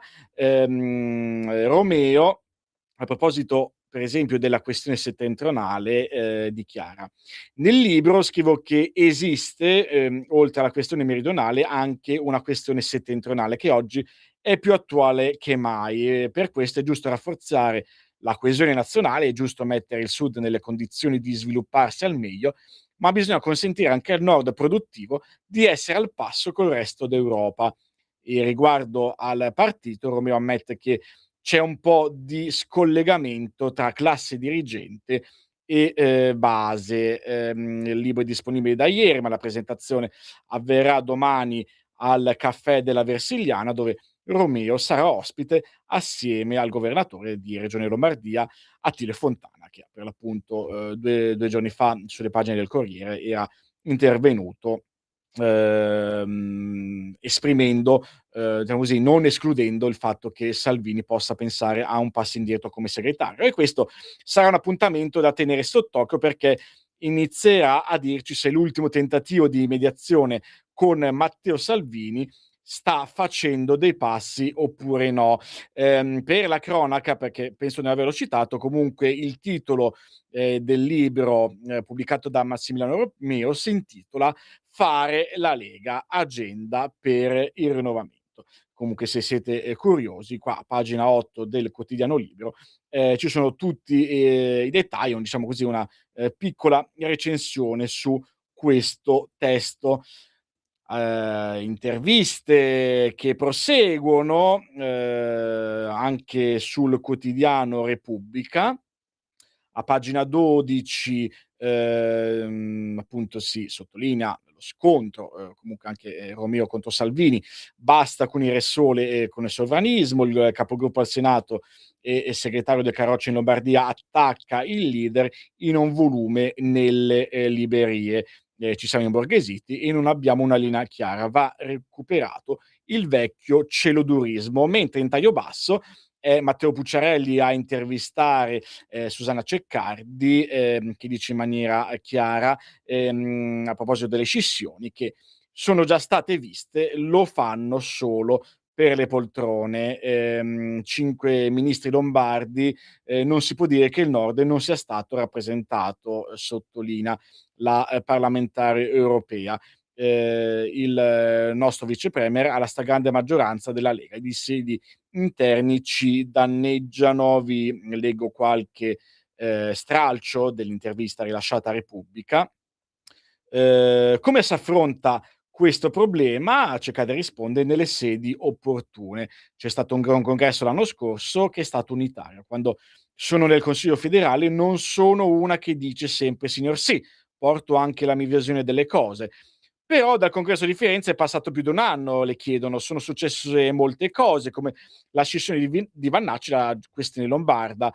Lei ribadisce: abbiamo 5 ministri del Nord, il tema è già stato rappresentato, si è votata l'autonomia dopo moltissimi anni e invece di festeggiare ci stiamo a lamentare. Lei era stata critica su Vannacci e aveva ragione, ma non c'è una responsabilità politica anche di Salvini? Non ero contrario alla candidatura di Vannacci, anzi ero favorevole, è stato lui a essere scorretto. Sono stata critica perché mi rendevo conto che faceva il falso. Salvini è stato in buona fede e non mi sento di attribuirgli la responsabilità, di aver dato, fiducia a una persona.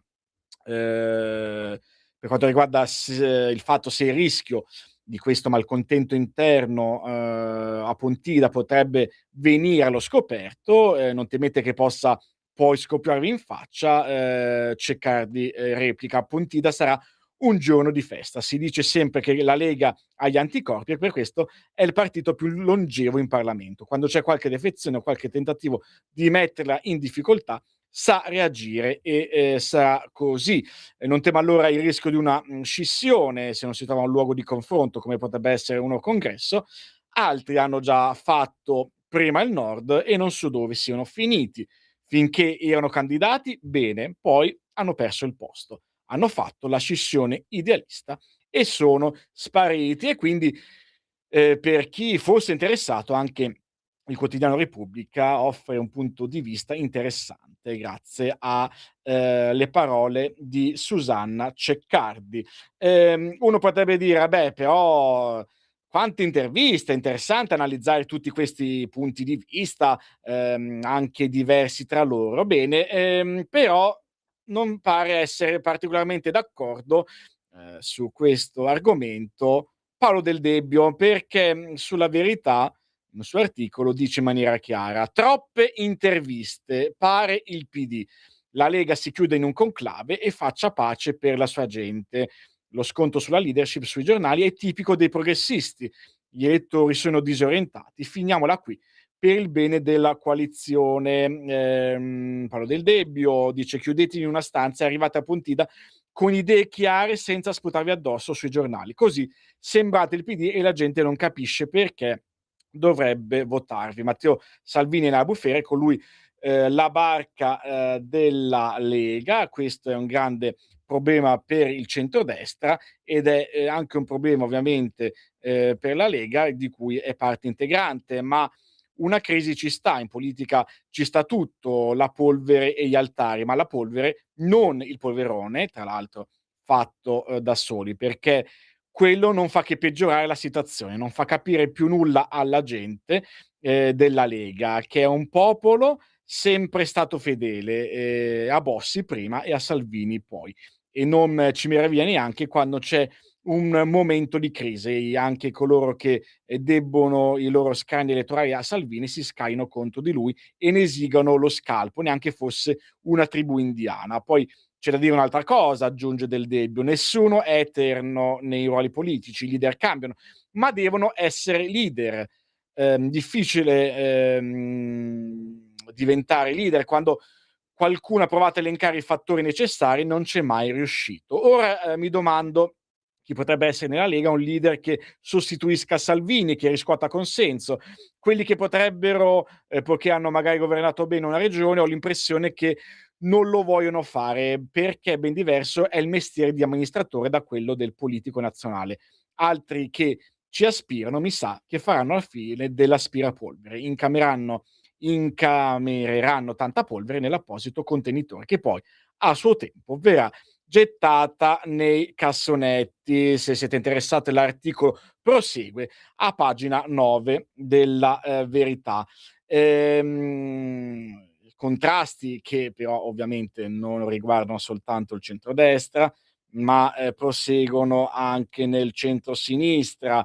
Il Giornale a pagina 12 infatti riferisce quello che sta succedendo all'interno del centrosinistra e soprattutto fa un focus su coloro che vorrebbero aspirare a federatori della sinistra, ma c'è un piccolo particolare: non hanno i voti.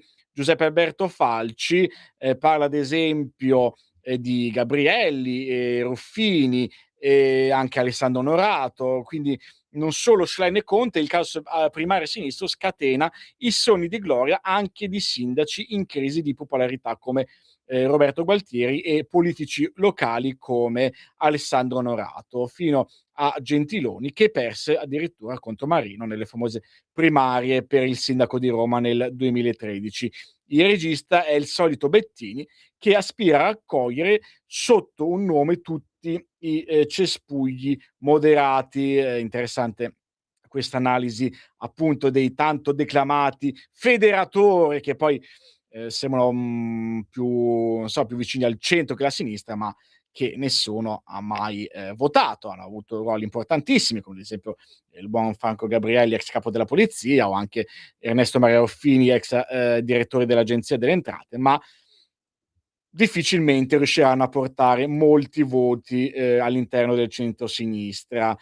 Di crisi del campo largo si parla anche sulle pagine del Fatto Quotidiano. A pagina 11 c'è un'analisi di Giandomenico Crapis che dice: per il campo largo servono riflessioni e contenuti comuni.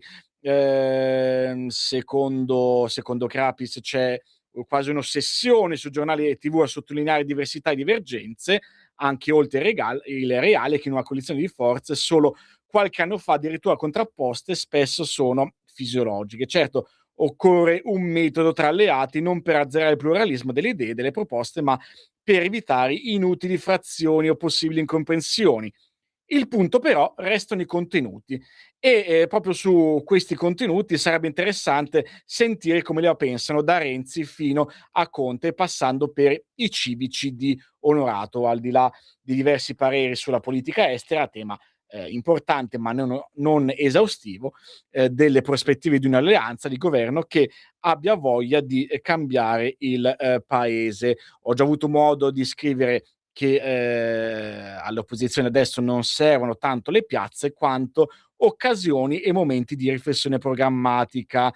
E sarei molto curioso di sapere come la pensano i vari pezzi di schieramento e i loro leader, ad esempio sul tema della fiscalità, tema aggiungo che sarà assolutamente centrale, direi, anzi fondamentale per qualsiasi politica di vero cambiamento, visto che le attuali condizioni delle finanze del paese non permettono certo investimenti per le riforme necessarie. Per non parlare, aggiunge Crapis, del tema della scuola e della giustizia, temi essenziali per una reale azione riformatrice. E poi anche essi bisogno di risorse miliardarie. Poi c'è anche da capire le proposte sulla immigrazione per affrontare un fenomeno epocale senza isterismi, andando oltre le usuali parole d'ordine. C'è un'idea di come integrare i nuovi arrivati acculturandoli, nazionalizzandoli, vorrei dire nel senso di farli sentire italiani, formandoli, avviandoli un lavoro. Questo è un grande progetto. Abbiamo bisogno di forti risorse economiche anche qua per mettere a disposizione di insegnamento e di formazione. Ecco, insomma, poi si parla anche dello spreco di suolo, della cementificazione urbana.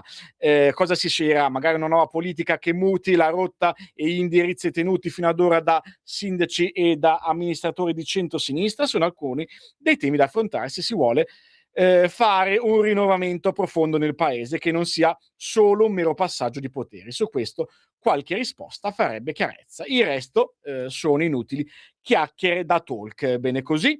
E allora direi che ci lasciamo per pochissimi minuti e poi riappariremo live dopo aver ascoltato volentieri un capolavoro di uno storico mitico gruppo musicale milanese, sempre in modalità estiva, quindi non scappate via perché non sembra, ma stiamo tornando. Stai ascoltando Radio Libertà, la tua voce libera, senza filtri né censure, la tua radio.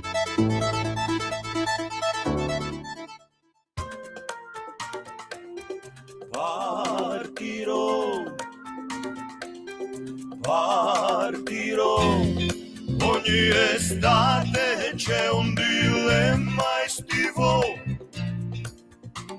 se andare al mare o andare ai monti, dobbiamo decidere. Io ad esempio voglio andare al mare, fare il bagno con le arselle alle Seychelles. Io ad esempio voglio andare ai monti, là sulla vetta, insieme all'orso.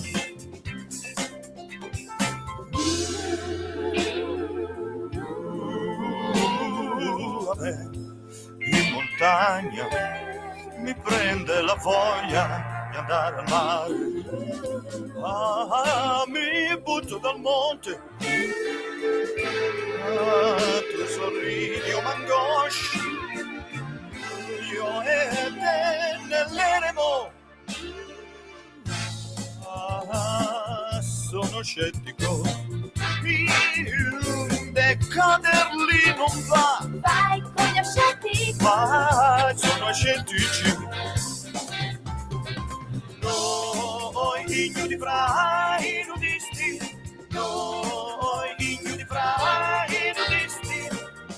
mi bruciano i seni, Che cagate, mi entra la sabbia. che cagate. Partirò, partirò, in montagna ci si rompe il cazzo. Al mare c'è l'alfa, Ai monti puma feroce, vuole ucciderci. sì, l'ho visto ieri a qua. Sono scettica, Sono scettico. noi ignudi fra i nudisti, noi ignudi fra i nudisti, noi ignudi fra i nudisti. Mi bruciano i seni, mi entra la sabbia, ho la pelle secca. Mi spalmo l'olio,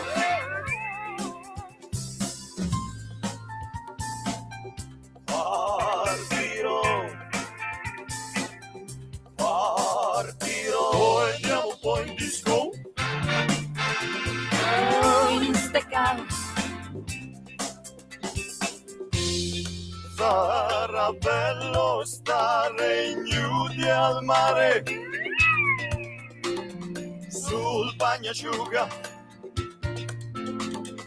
fare il sudoku.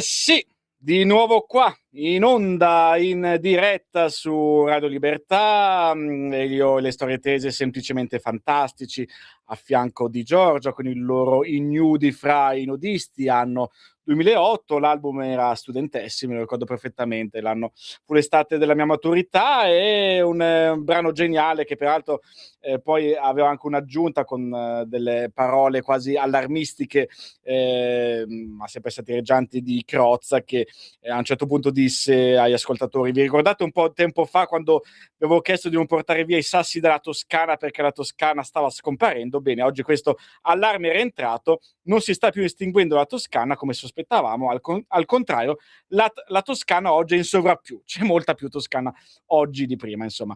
Era stato semplicemente meraviglioso quell'album e questo brano, i nudi fra i nudisti. E vi ricordo il numero WhatsApp 340 670 9659 qua durante la rassegna stampa, e come giustamente qualcuno ci ha sottolineato su WhatsApp, bene, adesso le linee sono ufficialmente aperte, anche le linee telefoniche, quindi già a partire da adesso potete digitare il numero 02 9294 7222 per intervenire telefonicamente in diretta, e quindi io pochi minuti e per chi vorrà naturalmente lo ascolterò molto molto volentieri. In attesa delle vostre eventuali telefonate, direi di dedicare parte di questo blocco alla scomparsa di un importantissimo cavallo. Stiamo parlando ovviamente di Varennes, la scomparsa è avvenuta ieri, ce ne parla il Corriere della Sera. Varennes, l'ultima corsa del capitano che conquistò il mondo. Cavallo mito, ha riscritto i record del trotto, solo le zanzare potevano fermarlo. È diventato un simbolo dell'Italia, riempiva gli ippodromi di grandi folle. A 31 anni era in pensione a Eboli. I francesi lo avevano scartato per un difetto a un osso di zampa. Qua ci sono con i numeri, anzi prima andiamo a vedere velocemente la storia di questo cavallo, considerato il cavallo da trotto più forte di tutti i tempi. Era nato il 19 maggio del 95 presso l'allevamento di Zenzallino a Copparo, in provincia di Ferrara. Inizialmente fu ceduto dall'allevatore Enzo Viani per il 50% al celebre uomo di cavalli francese Jean-Pierre Dubois. Fu poi acquistato interamente dallo storico proprietario, il cambiavalute napoletano Enzo Giordano, per la cifra di 180 milioni di lire. Ha vinto 3 volte il GP Dagnano, nel 2001 e nel 2001 ha vinto 2 volte il Prix d'Amérique e poi anche l'Elite Tropez. Nel 2001 ha vinto il Breeders' Crown con il record del mondo sul miglio, 1 ora 09 minuti e 1 secondo. Il driver Minucci, un privilegio, la mia vita con lui era una Ferrari, ma con il cervello. Allora, dalla regia mi dicono che c'è già in linea una telefonata, forse anche più di una. Incominciamo pure con la prima. Pronto, buongiorno, benvenuto. Benvenuta. Buongiorno Lorenzo, sono Marco da Mantova. Buongiorno Marco. Buongiorno a te. Mi hai stuzzicato con le solite polemiche inerenti alla Lega per Salvini sì, Salvini no. Sì. Allora, ricorderei a tutti che si lamentano per il fatto che la Lega nazionale dà troppa importanza al sud e non al nord. Vorrei ricordare che non ha senso avere una Lombardia federalista in un'Italia che cade a pezzi, perché in un'Italia che cade a pezzi, anche se noi abbiamo il federalismo, non concludiamo nulla. Ricorderei che anche Bossi a suo tempo, e io sono militante dagli anni 90, aveva provato a fondare anche la Lega al Sud. Mi ricordo anche la collaborazione con Lombardo in Sicilia, ad esempio. Certo. Quindi non è che Salvini ha tradito la Lega. Salvini semplicemente ha modificato la Lega in base anche ai cambiamenti dei tempi, perché l'Europa e l'Italia degli anni 90 o dei primi anni 2000 non è l'Europa e l'Italia di oggi. Intanto l'Europa è tutto meno che una struttura democratica, dove abbiamo una Commissione europea che fa e disfa e un Parlamento europeo, ma questo noi che seguiamo la politica lo sappiamo da sempre.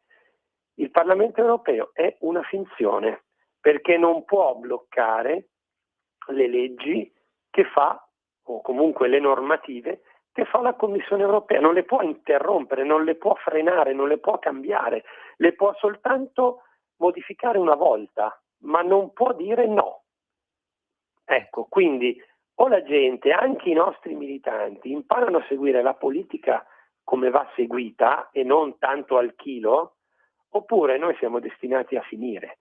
Giustamente qualcuno diceva prima sui giornali che nessuno si è presentato come candidato in contrapposizione a Salvini, ma perché nessuno si vuole prendere la briga di tenere in piedi un partito, che sia piccolo che sia grande, perché è troppo facile fare l'amministratore locale o il sindaco e invece fare il ministro come fa Salvini e il segretario di un partito.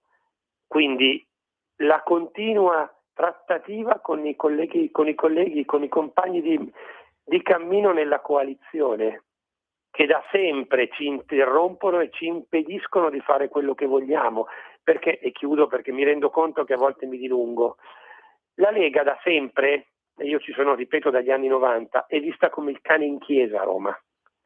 Questo ce lo dimentichiamo? Assolutamente no. Tutto quello che noi come Lega Nord quando c'era Salvini e come Lega Salvini Premier o Lega quello che sarà dopo, noi, tutto quello che proponiamo noi non va bene a Roma, perché va a toccare degli equilibri che hanno sempre tenuto insieme questo paese, perché senza quegli equilibri l'Italia non esisterebbe, perché il Nord ha delle esigenze e noi come Lega cerchiamo di portarle avanti, il Sud ha delle altre esigenze e noi cerchiamo di far bilanciare le cose, perché tutti gli altri partiti romani hanno una forte impostazione al Sud, perché senza il Sud la Meloni non avrebbe il suo quasi 30%, Forza Italia non avrebbe i suoi, i grillini non avrebbero i loro e il PD non avrebbe i suoi nemmeno lui. Ti ringrazio, ti saluto, quindi sveglia gente, cercate di capirle le cose. Ciao a tutti. Grazie mille Marco per queste tue riflessioni, fra poco arrivo subito anche a un'altra telefonata, però soltanto pochissimi secondi per mostrarvi, a proposito di cavalli, ieri con 2 giorni di ritardo per via del maltempo si è svolto il tradizionale Palio di Siena, il Palio dell'Assunta, e c'è stata una vittoria storica. Titia si prende il palio e vede il record di Aceto, Azzeni arriva a quota 13 e il Nicchio, la contrada del Nicchio, torna a vincere dopo ben 28 anni, ma c'è stata un po' di paura dopo il traguardo perché il Fantino è stato, in qualche modo c'è stato uno scontro con un contraddaiolo e il Fantino Titia è finito in ospedale per accertamenti, ma fortunatamente non c'è stato nulla di grave, la sfida rimandata e le 3 partenze false, poi scoppia la festa dei contraddaioli e come riferisce la stampa i campioni degli anni del dopoguerra sono rispettivamente Aceto, ovvero Andrea De Gortes con 14 vittorie, in questo momento il primatista, poi Trecciolino, Luigi Bruschelli con 13 vittorie e per l'appunto Titia, Giovanni Azzeni, altrettanti successi, 13. Vediamo un po' se c'è qualcuno allora in linea, sentiamo pure se c'è qualche ascoltatore. Pronto, con chi parliamo? Buongiorno signor Lorenzo, sono Lisetta. Buongiorno Lisetta, bentornata. Signor Lorenzo, tanti auguri un po' in ritardo per il suo onomastico. Ah, grazie mille, gentilissimo. Allora, parlare di Ranucci è inutile, tanto noi, signor Lorenzo, non possiamo fare nulla di quella stupidata lì che hanno fatto. Io volevo parlarle invece delle assicurazioni RC Auto perché costano sempre di più, se non le dispiace. Sì, prego, assolutamente. Allora, secondo me l'Italia, signor Lorenzo, è il paese più caro d'Europa perché ci sono più incidenti, più truffe e le auto sono vecchie, della verità. Ma anche perché non si premiano i virtuosi, dico io. Allora io ripeto che l'Italia è il paese più caro d'Europa con la Gran Bretagna. Un contratto, signor Lorenzo, costa in media 438 euro da noi. È abbastanza caro. Per uno che non fa incidenti, tra parentesi, sempre ripeto e lo voglio ripetere. 197 in Spagna e 194 in Francia. Allora, tutto il sistema, secondo me, è basato su classi di merito e bonus-malus, tende a non incentivare i bravi guidatori, ripeto, i bravi guidatori, perché ci sono anche quelli. Non si tiene conto della differenza tra incidenti gravi e lievi e della storia assicurativa dei conducenti. Non è un caso, signor Lorenzo, che su questi temi l'antitrust, mi sembra, e l'Istituto di Vigilanza delle Assicurazioni abbiano avviato un'indagine e che la legge sulla concorrenza presentata in Consiglio dei Ministri punti a una riforma del settore. E noi stiamo aspettando. Nient'altro, io la saluto e buona giornata. Sono io che saluto lei e la ringrazio per gli interventi. Dunque, abbiamo parlato del Paludisina sulla stampa e sempre sulla stampa, cambiamo decisamente argomento. A pagina 25 c'è il ricordo di Fulvio Lucisano, che è stato il grande produttore cinematografico scomparso all'età di 98 anni, ha realizzato più di 130 film, con lui si chiude un'epoca, il suo intuito per la commedia, da Troisi alla Cortellesi, una vita di successi, la stessa Cortellesi lo ricorda, aveva tanto coraggio e lungimiranza, ha creato da subito in me, la sua fiducia ha avuto un valore immenso e non l'ho mai dimenticata. Claudia Gerini dice invece che non fu soltanto un produttore coraggioso, illuminato, intuitivo, ma anche un uomo di una gentilezza e di una generosità fuori dal comune. Edoardo Leo a sua volta dice: ha scommesso e investito sul mio lavoro come regista quando avevo fatto solo un piccolo esordio, mi ha permesso di fare i film che volevo. Tra gli altri citiamo Ricomincio da 3 dell'81, fu infatti il primo a credere nel talento cinematografico di Massimo Troisi. Poi ricordiamo anche Il Tassinaro di Alberto Sordi dell'83, che fu anche il suo grande amico, e Paolo Villaggio riporterà infatti sullo schermo Fantozzi con gli ultimi capitoli della saga, tra cui Fantozzi il ritorno del 1996. Il buon Francesco mi dice che ci sono altre telefonate, andiamo pure con la prossima. Pronto? Chi parla? Chi è in onda? Pronto? Sì, pronto. Buongiorno Lorenzo, Sì? un buon esordio il suo, tanti auguri. Grazie mille. Io sono Ornella da Lecco. Buongiorno Ornella, benvenuta. Solo per dire che ieri sera seguivo Rete 4 e guarda, mi ha molto indignato questo Osanna dei magistrati a Ranucci. Addirittura si sono alzati in piedi manco fosse il re. Volevo dire solo questo, non dico niente altro. Tanti auguri, ciao. Grazie, gentilissima Ornella. Passiamo pure anche a un'altra telefonata, se c'è. Pronto? Sì. Pronto, buongiorno. Pronto? Sì? Sì, buongiorno. Buongiorno. Sono Laura di Bergamo. Buongiorno Laura, benvenuta. Allora, prima di tutto saluto voi tutti di cuore perché siete lì a lavorare per noi che vi ascoltiamo molto volentieri. Grazie. E ringrazio il signor Marco e dico, signor Marco, per fortuna che lei c'è. Non c'è nessuno che spiega bene le cose come lui, perché io la vedo comunque come lui. Io sono una delle prime che ha accompagnato i nostri primi senatori a Roma, quando ci ridevano dietro perché erano arrivati i bergamaschi, hai capito? Sì. E io vorrei dire a quelli che vogliono buttare giù Salvini, perché qui nessuno ci ha portato al 34, 35, quasi 40 come Salvini. Ricordatevelo bene, eravamo al 2 e qualcosa, perché io le ricordo, sono dentro, sono stata sto avendo qui sono dentro con voi, sono militante, ho fatto di tutto, ho preso anche la targhetta, perciò le cose io non le dimentico. Viva Salvini, avanti Salvini, perché io non metto a confronto né Zaia, né Federica, né Fontana con Salvini, va bene? E poi ci sono tante cose che vorrei dire, ma è meglio che facciano silenzio perché sono della Lega e non voglio demolire. Grande Salvini, hai lavorato tanto che nessuno ha lavorato come te e nessuno ti ha portato dove sei arrivato te, ma non volete riflettere un attimo che tutte le volte Salvini qua, tutti addosso a Salvini, eppure ha resistito. Non riflettete su queste cose. Dai, io vi saluto, vi ringrazio. Grazie a lei. Anche signor Marco. Grazie signor Marco. Buona giornata a tutti. Buona giornata anche a lei. Non so se ce n'è ancora una, passiamola pure direttamente. Grazie mille Francesco. Pronto, buongiorno. Buongiorno. Buongiorno a lei. Sì, prego. Allora, sono Augusto D'Alecco. Buongiorno Volevo Augusto. ribadire un concetto che mi è chiaro. Io lavoro in un bar e mi confronto sempre continuamente con le persone. e c'è tantissima gente di destra che non vota più o che ha smesso di votare Lega perché non si sente più rappresentata.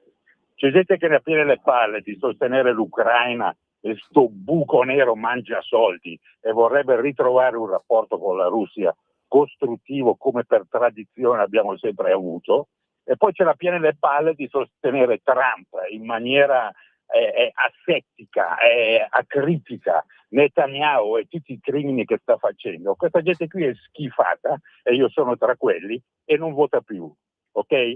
Poi in merito alla Lega, è inutile che ce la cantiamo e ce la suoniamo tra di noi. La Lega è in caduta libera. Se continuiamo qui a farci coraggio tra di noi senza fare qualcosa di concreto, arriveremo all'estinzione. Dobbiamo arrivare a questo per capire che necessitiamo di un cambio della guardia o perlomeno delle idee, abbiamo bisogno di una scossa, di fare qualcosa di nuovo. Ti ringrazio e ti saluto. Sono io che ringrazio Ciao. lei Augusto, grazie per aver telefonato. Allora, tanti pareri, come avete visto, anche molto contrapposti, come del resto sono le opinioni che sono state espresse e che si stanno ancora esprimendo in questi giorni sui quotidiani da parte di molti big della Lega. Io invece vi porto a pagina 29 di Libero per una presentazione di un film che in realtà uscirà nei prossimi mesi, e perché grazie a Sam Mendes, un regista fenomenale, già soltanto per American Beauty, dirà mio padre, meriterebbe la santificazione cinematografica, mettiamo così, veramente regista splendido, e io personalmente sarò molto curioso di vedere questo film sui Beatles che ritornano ad Abbey Road dopo 57 anni.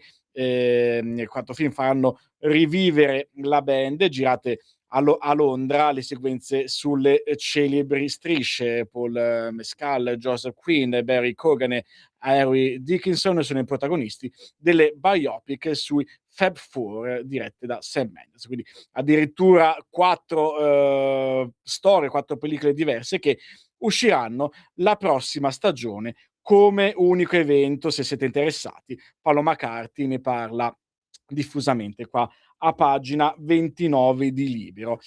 Ultime segnalazioni per quanto riguarda la giornata di oggi. Allora andiamo sul giornale. Poco fa io accennavo ai temi calcistici. Questo in realtà è un tema che sì, riguarda un grande ex campione del calcio, ma in realtà riguarda anche la giustizia. Perché? Perché ne parla a pagina 29 Marco Lombardo. C'è Gianni Rivera contro Electronic Arts, il Golden Boy chiede giustizia, battaglia legale tra l'ex leggenda del Milan nazionale che torna in campo contro il produttore di videogiochi sull'uso della sua immagine nella serie FIFA.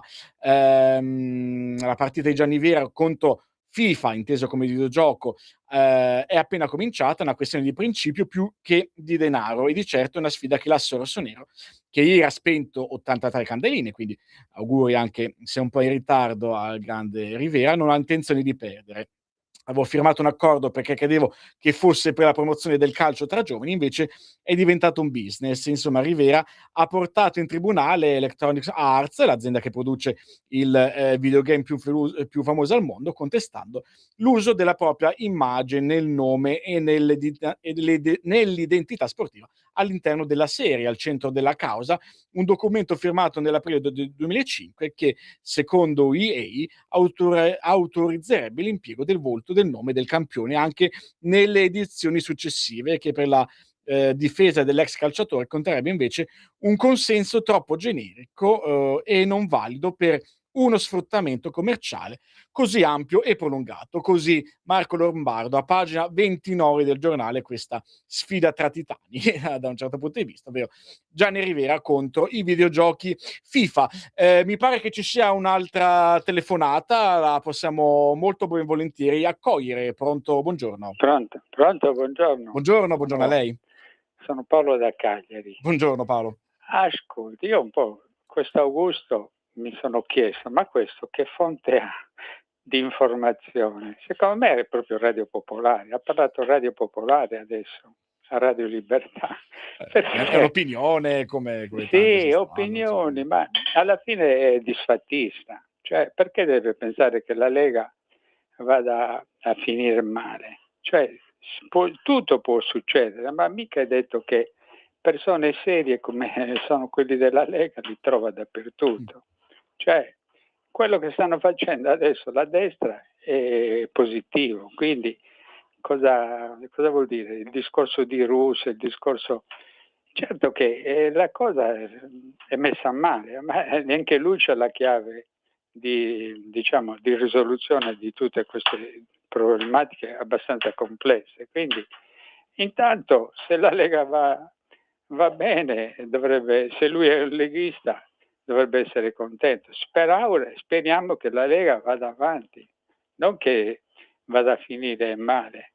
Io personalmente la vedo così, anch'io ho la mia opinione, ma secondo me io ho una fonte più pacifica, non proprio disfattista. Ecco, in questo senso è il mio intervento, insomma, e io faccio il tifo per la Lega, al contrario suo. Ecco, perfetto, Grazie. è stato assolutamente chiarissimo e la ringraziamo molto per il suo intervento. Vedete, qua è un continuo alternarsi legittimo e giustissimo e che dà anche, come dire, chiaro segnale di una situazione non così ben delineata all'interno della Lega tra rappresentanti politici e ascoltatori o semplici militanti o elettori del partito. Chiudiamo però questa puntata con in piena leggerezza, un po' divertimento qua, grazie al quotidiano La Verità che a pagina 23 tramite una rubrica realizzata e curata da Silvia Di Paola, che si intitola La verità degli altri,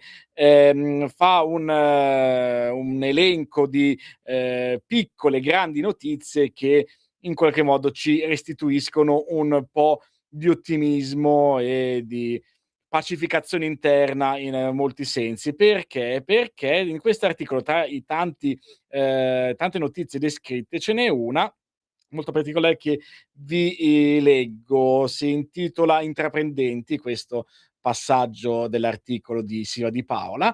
Si chiamano Miles, Ricky, Jack e Willy, sono 4 amici australiani che hanno intercettato una frustrazione molto diffusa. Comprare casa sta diventando troppo difficile e così, dopo aver rifiutato di firmare un finanziamento da $1 milione, hanno lasciato il lavoro, venduto parte di quello che avevano e sono saliti su un aereo con una domanda assurda: ma è vero che in Italia si può comprare una casa per €1?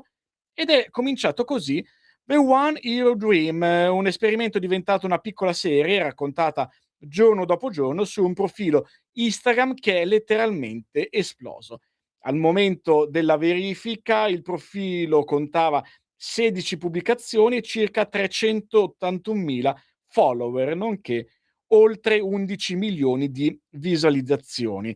I 4 hanno noleggiato un'auto e hanno cominciato a girare l'Italia concentrandosi soprattutto sulla Sicilia.